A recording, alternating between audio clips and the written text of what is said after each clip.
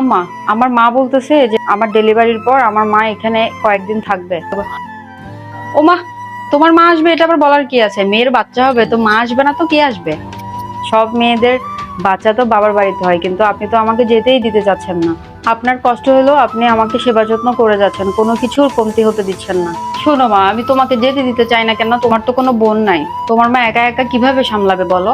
আর তোমাদের ওদিকের রাস্তা তো কাঁচা রাস্তা, একটু বৃষ্টি হলে স্যাঁতসেঁতে হয়ে যায়। তোমার যদি একটু 19-20 হয়ে যায়, কোনো রকম ব্যথা বেদনা শুরু হয়ে যায়, তখন তোমাকে তাড়াতাড়ি করে নিয়ে কিভাবে হসপিটালে যাবে বলো? বাচ্চা হওয়ার পরেই যাইও। কি যে বলেন আম্মা, আমি আপনাকে রেখে বাবার বাড়িতে কিভাবে থাকবো এতদিন? আপনি এখানে একা একা থাকবেন? তাই তো আমার আম্মা আসতে চাচ্ছে, যেন আপনার কষ্ট না হয়। বাচ্চার সংসার আপনি সব একা হাতে কিভাবে সামলাবেন আম্মা? ঠিক আছে বউ, তোমার জন্য হাঁসের ডিম সিদ্ধ করে রাখছি, তুমি এটা খেয়ে নিও, আমি একটু গিয়ে শুইলাম। আম্মা, আপনি সে কখন থেকে একা রান্নাঘরে আছেন, আমিও একটু সহযোগিতা করি, তাহলে কাজটা তাড়াতাড়ি হয়ে যাবে। আহা, দেখো তো কাণ্ড, এই মেয়েটা সকাল সকাল চলে আসছে রান্নাঘরে। আমাকে কোনো সহযোগিতা করতে হবে না, তুমি যাও গিয়ে শুয়ে পড়ো। আমি রান্না বান্না রেডি হওয়ার পর তোমাকে ডাকবো, তখন তুমি খেয়ে নিও। আপনি কাজ করবেন আর আমি রুমে গিয়ে শুয়ে থাকবো, এটা কেমন দেখায় না? দেখ তো কেমন কথা, তোমার জায়গায় যদি আমার মেয়ে থাকতো, আমি কি আমার মেয়েকে করে খাওয়াতাম না, সেবা যত্ন করতাম না বলো? আর আমার মেয়ে তো এখন আমার কাছে নাই, সে তো বিয়ে হয়ে পরের ঘরে চলে গেছে। আমার কাছে তো তুমিই আছো। ঠিক আছে, আর কথা বাড়াইও না, যাও গিয়ে শুয়ে পড়ো। আচ্ছা। ও মা গো, ও আম্মা গো, আম্মা একটু এদিকে আসেন। ও মা গো, কিসে মা? ও, ও, আম্মা, এক পাশটা কেন জানি হঠাৎ ব্যথা করতেছে। দাঁড়া দাঁড়া, আমি ছেলেরে কল দিতেছি। হ্যাঁ আম্মা, কল দেন। কই রে তুই? এই বৌমার পেট ব্যথা করতেছে, তুই তাড়াতাড়ি ঘরে আয়। কি পারবি না? তোর কাজ বেশি নাকি তোর বউ বেশি? তাড়াতাড়ি আয়।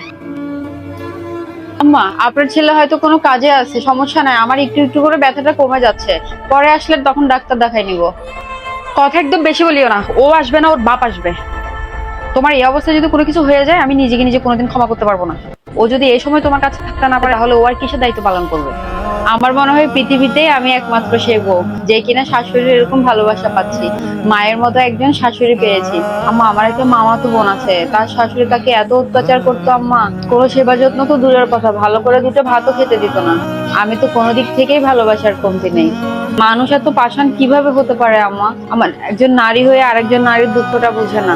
তারাও তো মা হয়েছে, তাহলে কেন আরেকজন মায়ের দুঃখ বুঝতে চায় না আম্মা? শোনো মা, তুমি যখন জানতে চাইছো, আমি তাহলে তোমার বলি। আমার শাশুড়ি আর ননদ মিলে আমারে কোনোদিন শান্তি দেয় নাই।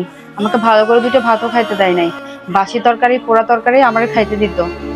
ফ্রিজ ভর্তি মাছ মাংস ঠিকই থাকতো, কিন্তু আমি যখন বাপের বাড়িতে চলে যেতাম, তখন মেয়েকে ডেকে ভালোভাবে রান্না করে সবাই মিলে খেত। কখনো তোমার শ্বশুরের সাথে ভালো করে দুটো কথাও বলতে দেয় নাই। একটু কথা বলতে দেখলেই তোমার শ্বশুরকে ডেকে নিয়ে চলে যেত। তখন অনেকে বলতো যে শাশুড়ি নাকি কখনো মা হয় না। সেজন্য আমিও নিয়ত করছি মনে মনে, যে আমি যেদিন শাশুড়ি হব, সেদিন মায়ের মতো হয়ে দেখাই দিব যে শাশুড়ি মা হতে পারে কিনা। আজকে আমি সার্থক মা, তোমার মুখে এ কথা শুনতে পেরে। আজকে আমি নিজেকে নিয়ে নিজেই গর্ব করি যে আমি একজন ভালো শাশুড়ি হতে পেরেছি।